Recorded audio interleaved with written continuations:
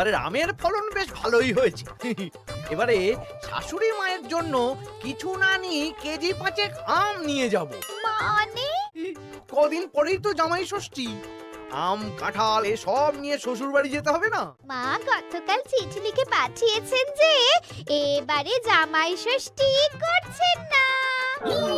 কেন? কারণ আমার মা তোমাকে জামাই বলে মানতে পারছেন না। তুমি সারা বছর এত অপকর্ম করে বেড়াও, তাই আর কি। কি? শাশুড়ি মা আমাকে এভাবে অপমান করলেন? আমি এই রাজ্যের মন্ত্রী। মন্ত্রীমশাই,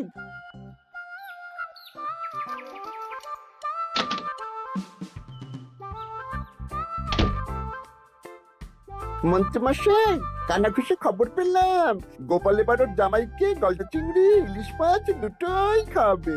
বলিস কি রে? গোপালের বাড়িতে জামাই ষষ্ঠীতে হই হুল্লোড় হবে, খাওয়া দাওয়া হবে, আর আমি সেদিন বাড়িতে বসে আঙ্গুল কামড়াবো।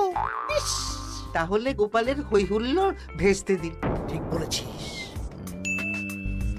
শোন, দুটো চিঠি লিখতে হবে, মানে ভালো কাউকে দিয়ে লেখাতে হবে। কি চিঠি? একটা চিঠি লেখা হবে গোপালের জামাইকে, আর আরেকটা চিঠি লেখা হবে গোপালকে। চিঠিতে কি লেখা থাকবে মন্ত্রী মশাই? গোপালকে যে চিঠিটা পাঠানো হবে সেটাতে লেখা থাকবে জামাই ঘুরতে যাবে বলে এবছর জামাই ষষ্ঠীতে তারা আসতে পারবে না। আর জামাইকে যেটা পাঠানো হবে সেটাতে লেখা থাকবে গোপাল এবার রাজবাড়ির কাছে খুব ব্যস্ত, তাই জামাই ষষ্ঠীতে কোনো আচার অনুষ্ঠান করতে পারবে না, তাই এবারে জামাই ষষ্ঠী হবে না, তাই তো? একদম তাই। তোরা এই চিঠি পাঠানোর ব্যবস্থা কর। অন্তত নিজের মনে শান্তি না থাকলেও গোপালের অশান্তি দেখলে একটু তো সুখ হবে।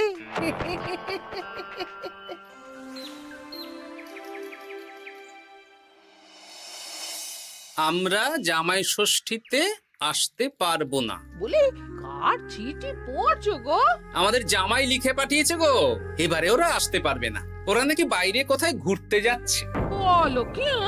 সারা বছর একটা দিন একটু জামাই আদর করার সুযোগ পাই, এবারে সেটা হবে না? আমিও তো তাই ভাবছি গিন্নি, জামাই বাবা জীবন ঘুরতে যাওয়ার আর সময় পেল না। আমার মনটা খুব খারাপ লাগছে গো। আমি কিভাবে জামাই আদর করবো গো?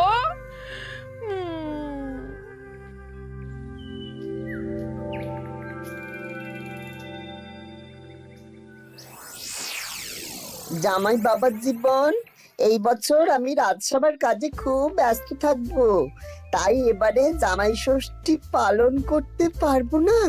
তোমাকে আর মিনুকে পরে একদিন খাইয়ে দেব। আমার আশীর্বাদ নিও, ভালো থেকো, ইতি তোমার বাবা শ্বশুর গোপাল। হ্যাঁ, এই তুমি কার চিঠি পড়ছো গো? তোমার বাবার চিঠি গো। কি লিখেছে গো চিঠিতে? এবারে জামাই ষষ্ঠী হবে না, হ্যাঁ আমার খাওয়াও হবে না। হ্যাঁ হ্যাঁ নয় হ্যাঁ, দূর দূর, ভাল লাগে না, দূর।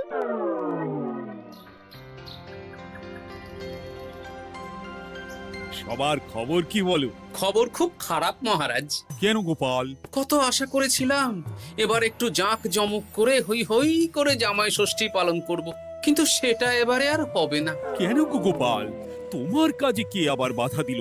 জামাইকে ডাকো, খাওয়াও, সেদিন রাজসভা ছুটি থাকবে, কোনো চিন্তা নেই। যদি জামাই না আসে তাহলে জামাই ষষ্ঠী কি করে হবে মহারাজ? হ্যাঁ, জামাই ছাড়া জামাই ষষ্ঠী? না না না, তা কি করে হবে? আমি বিয়েই করিনি, তাই আমার এই জামাই ষষ্ঠী সপ্তমী কিছুই নেই। আমার শ্বশুর বাড়ি এত দূরে মহারাজ যে কি বলবো। আমি এবারে যাব না। ওই শ্বশুর বাড়ি যাওয়া আর যুদ্ধ করতে যাওয়া আমার কাছে একই ব্যাপার। ও, তা মন্ত্রী, তোমার কি খবর? আমি এখনো কিচ্ছু ভাবিনি। জামাই ষষ্ঠী এখন কদিন দেরি আছে তো, তাই আর কি। বেশ বেশ, ঠিক আছে। আমারও ছুটি চাই মহারাজ। বেশ বেশ, শুধু তোমার কেন, জামাই ষষ্ঠী উপলক্ষে রাজসভার সবার জামাই ষষ্ঠীর আগের দিন থেকে জামাই ষষ্ঠীর পরের দিন পর্যন্ত ছুটি থাকবে। কি খুশি তো? খুব খুশি।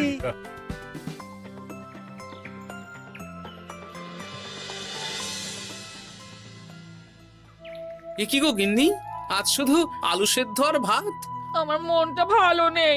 তোমার ইচ্ছে হলে তুমি নিজে রান্না করে খাওগে যাও। তা তোমার আবার কি হলো? কি হলে তুমি জানো না বুঝি? আমাদের জামাই আসবে না। প্রত্যেক বছর উপোস করে থাকি, জামাই বাবা জীবনকে খাওয়ায়। জামাইকে খাওয়ানো কত কত পুণ্যের কাজ। ও, এই ব্যাপার। তুমি খাওয়াতে চাও তো? শোনো গিন্নি, আমার মাথায় একটা বুদ্ধি এসেছে। এতে তোমারও পুণ্য লাভ হবে। কি বুদ্ধি শুনি? আমাদের রাজ্যের বেশ কয়েকজন জামাইকে খাওয়ালে কেমন হয়? মানে যারা ধরো জামাই ষষ্ঠীতে শ্বশুর বাড়িতে যেতে পারবে না। মানে মানে এই যে ধরো না, আমাদের সেনাপতি তো দূরে শ্বশুর বাড়ি বলে এবছর যাবে না। ওকে বা ওর মতন আর কয়েকজনকে যদি জামাই ষষ্ঠীর দিন আমরা খাওয়াই, তাহলে কেমন হয় গিন্নি? তাহলে তো বেশ ভালোই হয় গো। এই বছর আমাদের নিজেদের এক জামাইকে না খাওয়াই, অনেক জামাইকে একসাথে খাওয়াবো। হ্যাঁ, বেশ, তাহলে তুমি গ্রামে কয়েকজন জামাই খোঁজো। ঠিক আছে গো, ঠিক আছে। আমি আজ বিকেলে দেখছি।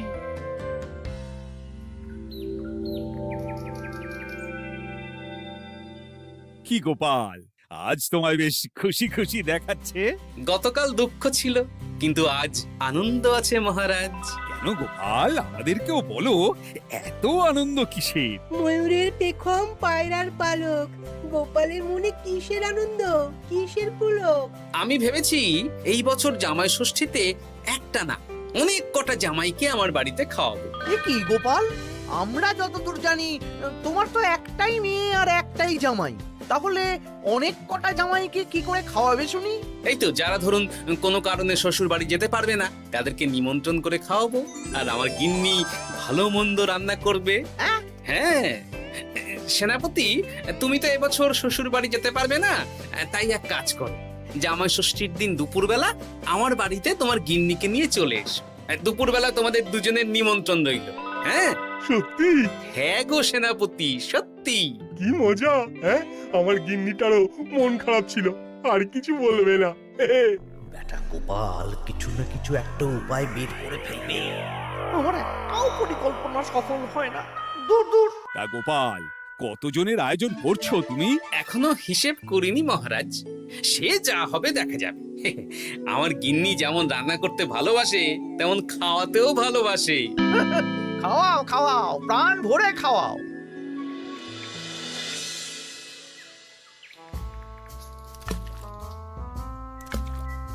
আমার প্রত্যেকটা পরিকল্পনাতে গোপাল এইভাবেই জল ঢেলে গেল চিরকাল। কি আর করবেন, ছেড়ে দিন।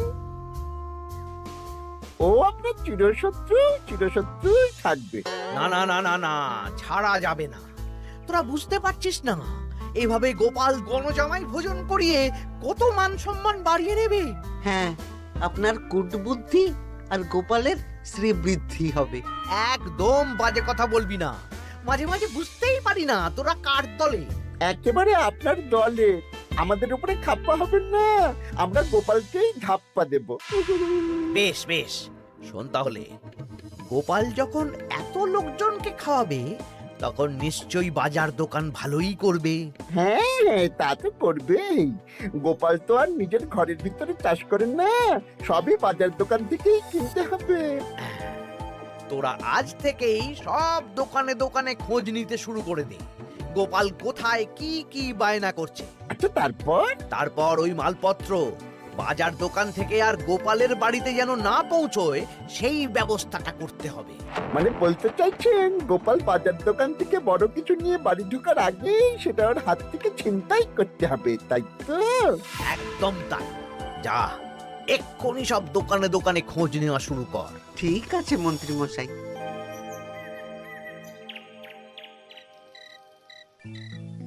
কাকু, আমাকে 5টা ডিম দেবেন তো? দিচ্ছি, এই নগেন, একটু অপেক্ষা করতে হবে। আরে আমি একটা কথা জিজ্ঞাসা করতে এসেছি। কি কথা? বলছি, গোপাল কি বড় কিছুর বায়না করে গেছে বা ফর্দ দিয়ে গেছে? না না, গোপাল তো আজ আসেনি। কেন? না, এমনি। এ কি, বটা কাকা দাদুর খোঁজ খবর নিচ্ছে কেন? ব্যাপারটা দাদুকে জানাতে হবে। এই নে 5টা ডিম।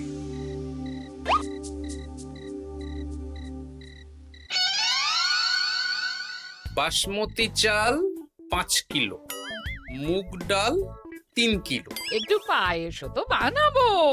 গোবিন্দভোগ চালটা লিখেছো তো? এই তো লিখছি। হ্যাঁ, গোবিন্দভোগ চাল 2 কিলো। দাদু দাদু,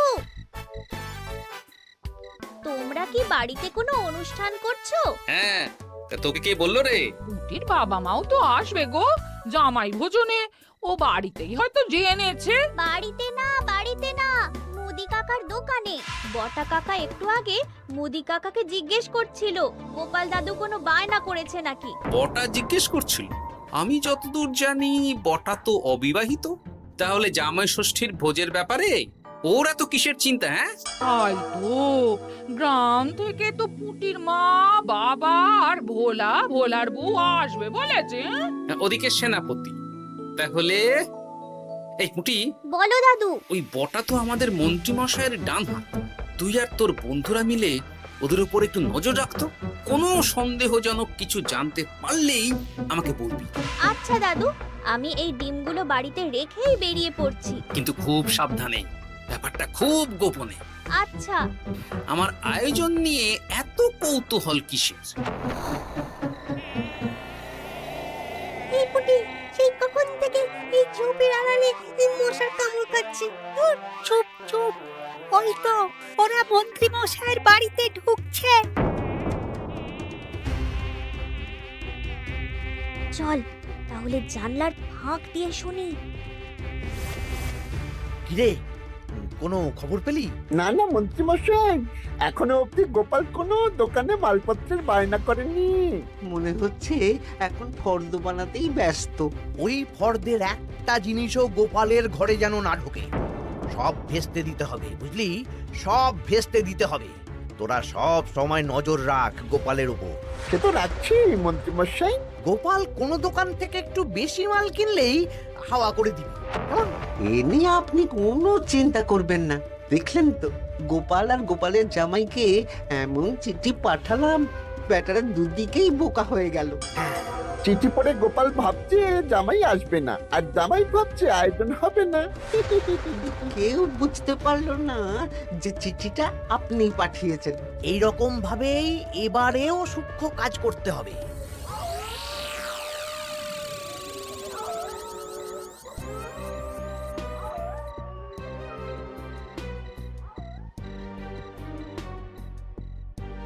দাদু দাদু, খবর পেয়েছি। কি খবর রে? খবর মানে একেবারে গরম খবর। আরে কি শুনলি সেটা বলবি তো।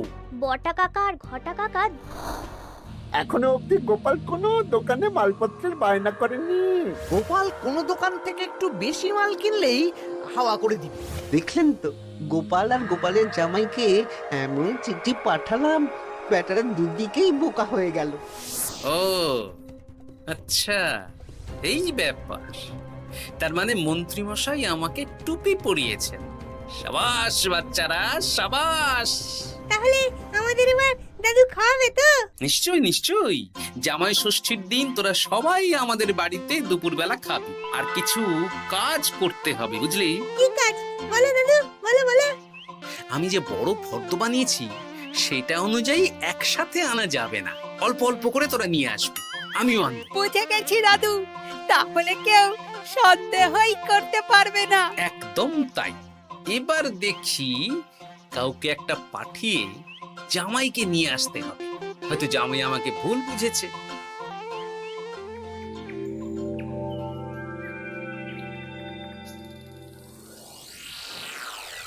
কাকু, আমাকে 500 গ্রাম গোবিন্দভোগ চাল দাও তো। আমাকে 100 গ্রাম হলুদ দেবে। আমাকে 50 জিরে। দিচ্ছি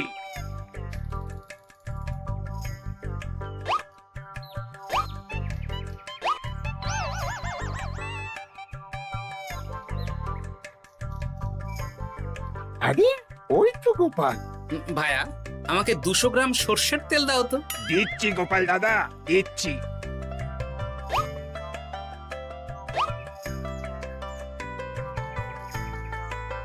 কি কিনলে গোপাল? তেল কিনলাম, সর্ষের তেল। এইটুকু? ওই আমাদের কর্তা গিন্নি দুজনের সংসার, এইটুকু তেলেই দুজনের চলে যাবে। তোর লাগবে? না না, আমি তেল নিয়ে কি করব? তাহলে জিজ্ঞেস করছিস কেন? এমনি।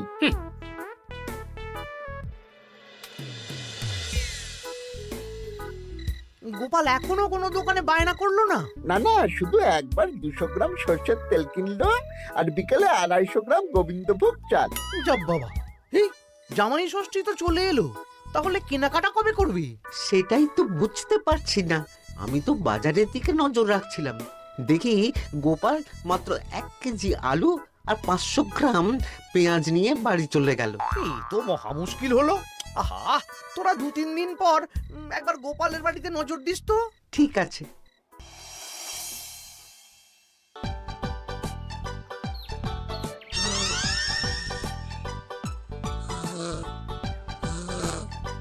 মা ঘুমোচ্ছে, এই সুযোগ। চল পাঁচিল টপকে রান্নাঘরের পিছনে যাই। হ্যাঁ চল।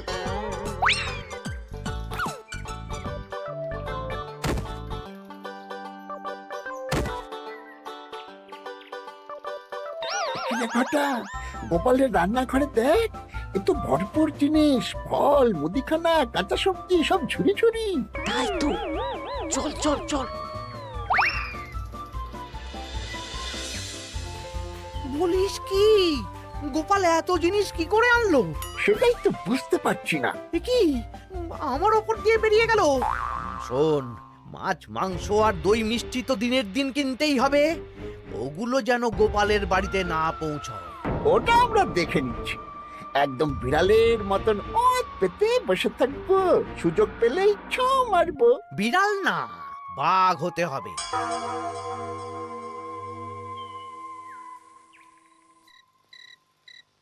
বলি আজ বাদে কাল তো জামাই ষষ্ঠী, কিন্তু মাছ মাংস দই মিষ্টি সেটাও আসবে গিন্নি। তার জন্য সুরক্ষার বন্দোবস্ত করেছি সেনাপতি আর 2 জন প্রহরীকে দিয়ে।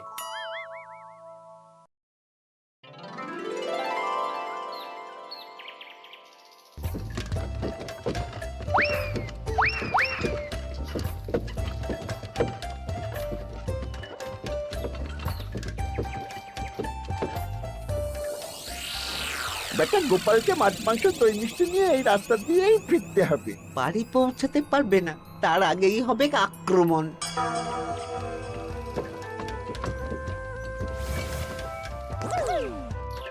এই গাড়ি থামাও, গাড়ি থামাও। কি হলো গো? ও গোপাল দাদা, সামনে ডাকাত। 7 সকালে ডাকাত? মনে হয় খুব বোকা ডাকাত। এই গাড়িতে যা যা আছে এক্ষুনি সব আমাদের দিয়ে দাও, নইলে খেচাং ফু। গলাটা তো বটা ঘটা। কিরে, তোরা মুখে কাপড় চাপা দিয়ে ডাকাতির অনুশীলন করছিস? বাজে কথা না বলে মাছ মাংস দই মিষ্টি আমাদের হাতে তুলে দাও গোপাল, নইলে। নইলে কি? হ্যাঁ, তার আগে যে অন্য মজা আছে। কি মজা? কিরে, তাল পাতা সেপাই হয়ে ডাকাতি করছিস? এই সেরেছে সেনাপতি। চল বেটা, আজ তোদের জবাই হবে। ওরে বাবারে, আমাদের ছেড়ে দাও। সেনাপতি, এক কাজ কর, ওদের আমাদের সাথে নিয়ে চলো। বাড়িতে কাজের লোকের অভাব আছে কিনা। সেটাই ভালো হবে, চলো চলো।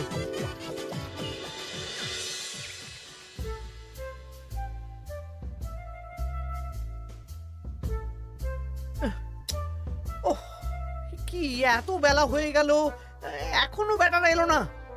যাই তো একবার গোপালের বাড়িতে ঢু মেরে দেখি। উফ, এ কোথায় যে গেল বটা ঘটা? বাবা বাবা, খাওয়া দাওয়া কখন শুরু হবে? এই তো জামাই বাবা জীবন, মাংসটা হয়ে গেছে, বটা মাছ ধুতে গেছে, ও এলেই মাছ ভেজে সর্ষে ইলিশ বানানো হবে। উফ, আমার যা তর্স হয়েছে না। এ বাবা, এ তো বিশাল আয়োজন। এ কি, ঘটা কাঁঠাল ছাড়াচ্ছে? এই, এই ঘটা, তুই এখানে কি করছিস? আরে মন্ত্রী মশাই যে, আসুন আসুন আসুন, দেখুন বিনে পয়সায় একটা আম কাঁঠাল ছাড়ানোর লোক রেখেছি। মানেটা কি? গোপাল দাদা, সব মাছ ধোয়া হয়ে গেছে, এবার আমি কি করব? এ কি, বটা মাছ ধুচ্ছে। হ্যাঁ, এবার সর্ষে বাটবে। আপনার সব পরিকল্পনা বানচাল হয়ে গেছে মন্ত্রী মশাই। এই সেরেছে। তার মানে গোপাল সব জেনে গেছে। পালিয়ে যাবেন কোথায়? হ্যাঁ, আমাকে ছেড়ে দাও। বটা ঘটা বলেছে যে আপনি নাকি শ্বশুর বাড়ি থেকে নিমন্ত্রণ পাননি, সেই দুঃখে এই কুকর্ম করতে চেয়েছিলেন। হ্যাঁ গোপাল, হ্যাঁ, এই দুঃখ কাকে বোঝাবো গোপাল? তাই আজ এই খুশির দিনে আপনিও আমার বাড়িতে জামাই ভোজ খাবেন। সত্যি? 100% সত্যি। আজ আর কোনো শত্রুতা না করে আসুন, ভালো করে হাত পা ধুয়ে ঘরে বসুন। সত্যি গোপাল, তোমার মনটা কি বড়। মন না, পেট। এই সেরেছে মন্ত্রী মশাই আর গোপালের ভাব হয়ে গেল। তাহলে আমরা এবার থেকে কার হয়ে কাজ করব? আমাদের বাড়িতে সকালে বাসন মাজবি আর রাতে ওনার বাড়িতে। হ্যাঁ, জয় গোপাল বাবা শ্বশুরের জয়। শুভ জামাই ষষ্ঠী।